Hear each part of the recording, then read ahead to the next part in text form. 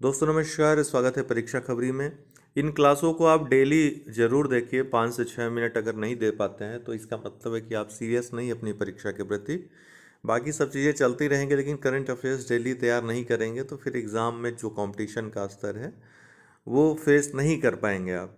ठीक है, तो एक एक घंटे 2-2 घंटे जाया करने की बजाय 5 से 6 मिनट अगर ये वीडियो देख लेते हैं तो करंट अफेयर्स आपका कम से कम ये रिवाइज होता चलेगा डेली बेसिस पे। प्लेलिस्ट भी है, आप जाकर वीडियोस दोबारा देख सकते हैं। पीडीएफ डेली के मैं दे देता हूँ, पीडीएफ भी एक बार देख लेंगे तो चीज़ें क्लियर रहेंगी। चलिए 12 अक्टूबर की महत्वपूर्ण खबरें देख लेते हैं। तो 12 अक्टूबर को क्या हुआ था, महत्वपूर्ण बात क्या है आज। हालांकि विश्व गठिया दिवस भी है। गठिया रोग जिस तरीके से बढ़ रहा है, ये बीमारी धीरे धीरे हर घर में पहुंच रही है। तो गठिया का कैसे इलाज हो, इलाज को कैसे बढ़ावा दिया जाए, कैसे जागरूकता फैलाई जाए, लोग क्या किस तरीके से प्रिकॉशंस लें कि गठिया रोग उन्हें न हो, बहुत तमाम चीज़ें आज विभिन्न कार्यक्रम चलते हैं। फिलहाल भारत की दृष्टि से 12 अक्टूबर बहुत ही महत्व का है, क्योंकि 12 अक्टूबर 1993 को राष्ट्रीय मानवाधिकार आयोग की स्थापना हुई थी।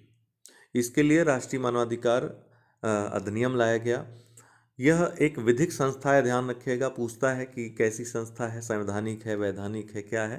तो वैधानिक संस्था है, विधि के द्वारा स्थापित है। ठीक है, इसके लिए अध्यादेश भी लाया गया था सबसे पहले। उसी के आधार पर राष्ट्रीय मानवाधिकार आयोग की स्थापना हुई थी। कब हुई थी? 12 अक्टूबर 1993 को। डेट याद रखिएगा, 2 अक्टूबर दे देगा तो कंफ्यूज हो जाएंगे। इसका मुख्यालय नई दिल्ली में है।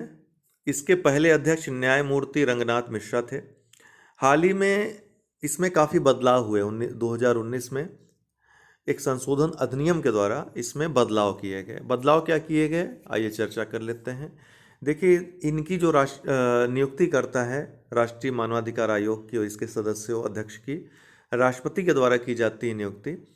लेकिन ये नियुक्ति एक समिति की सिफारिश पे की जाती है राष्ट्रपति के द्वारा।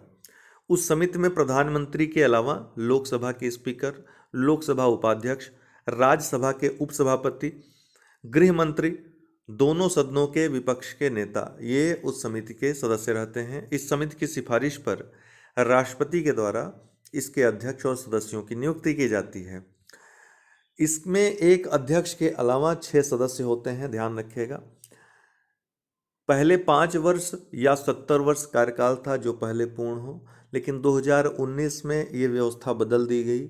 अब 3 वर्ष या 70 वर्ष का कार्यकाल कर दिया गया है जो पहले पूर्ण हो। हालांकि पूरा पुनर्नियुक्ति के लिए पात्र भी व्यक्ति होगा, अर्थात 3 वर्ष बाद अगर वो 70 वर्ष का नहीं रह जाता है, अगर मान लीजिए 70 वर्ष से कम एज है, तो वो उसकी पुनर्नियुक्ति भी हो सकती है, पुनर्नियुक्ति के लिए पात्र होगा।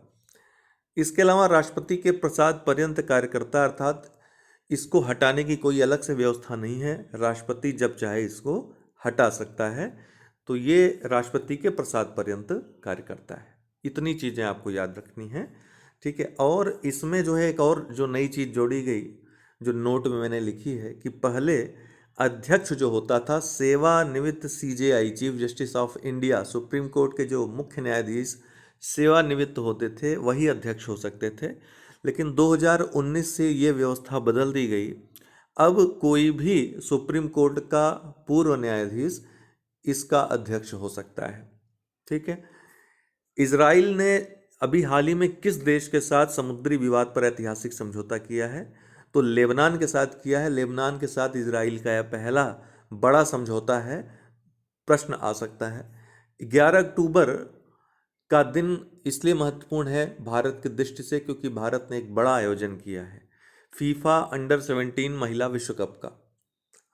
तो फीफा अंडर 17 महिला विश्व कप फुटबॉल का आयोजन भारत में हो रहा है, पहला ये फैक्ट। दूसरा कि भुवनेश्वर के कलिंगा स्टेडियम में ये मैच शुरू हुआ 11 अक्टूबर को।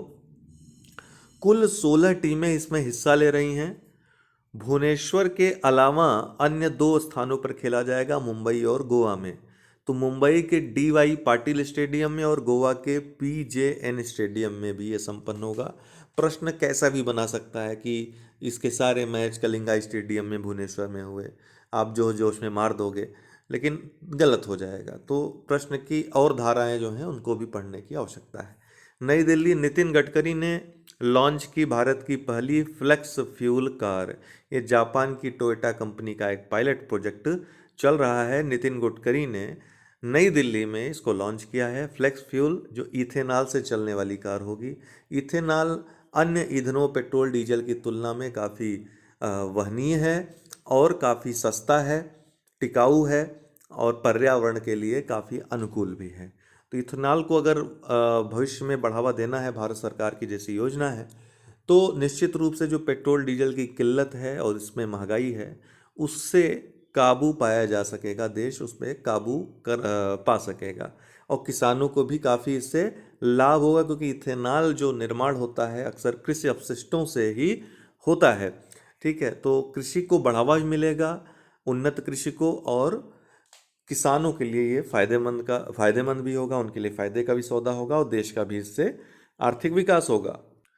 कहाँ से लॉन्च किया, ये प्रश्न अक्सर पूछता है। नितिन गडकरी संबंधी जितने प्रश्न पूछे हैं अक्सर नागपुर, पुणे, मुंबई इस तरीके से आता है। तो अगर नई दिल्ली दे देगा, साथ में नागपुर दे देगा तो कंफ्यूज हो जाएंगे। इसलिए याद रखिएगा कि फ्लेक्स फ्यूल कार जो है ये नई दिल्ली में लॉन्च की। हरमनप्रीत कौर भारतीय क्रिकेट कप्तान है महिला क्रिकेट की। आईसीसी प्लेयर ऑफ मंथ ये घोषित की गई आईसीसी के द्वारा और पहली खिलाड़ी, भारतीय महिला खिलाड़ी बनी है ये पुरस्कार पाने वाली। लखनऊ, नितिन गडकरी द्वारा इंडिया रोड कांग्रेस का उद्घाटन किया गया। कहाँ पे? लखनऊ में। सीधे सीधे प्रश्न आएगा कि नितिन गडकरी द्वारा कहाँ पर इंडिया रोड कांग्रेस का उद्घाटन किया गया, तो यह लखनऊ में किया गया, उत्तर प्रदेश में। इंडोनेशिया से एक खबर छूट गई थी कुछ दिन पहले, 5-6 दिन पहले जो आई थी, हमने बताया नहीं था। याद रखिएगा इसमें कि जावा द्वीप के मलंग में, कहाँ? जावा द्वीप का जो मलंग एक कॉन्स्टिट्यूंसी है, वहाँ कंजरूहान स्टेडियम। कौन सा स्टेडियम? कंजरूहान स्टेडियम। पूछ सकता है कंजरूहान स्टेडियम कहाँ है, या फिर एपीओ की परीक्षा जो मुख्य परीक्षा होने वाली है पूछेगा कंजरूहान स्टेडियम क्यों चर्चा में रहा। तो कंजरूहान स्टेडियम फुटबॉल मैच वहाँ हो रहा था और गेट बंद हुआ और समय से खुला नहीं, इस कारण से वहाँ हिंसा भड़क गई। पुलिस ने थोड़ा सा बल प्रयोग कर दिया, आंसू गैस छोड़ दिए, जिससे और ज़्यादा हिंसा हो गई। इस हिंसा में जो है सैकड़ों लोगों की मृत्यु हो गई। कंजरूहान स्टेडियम। ठीक है।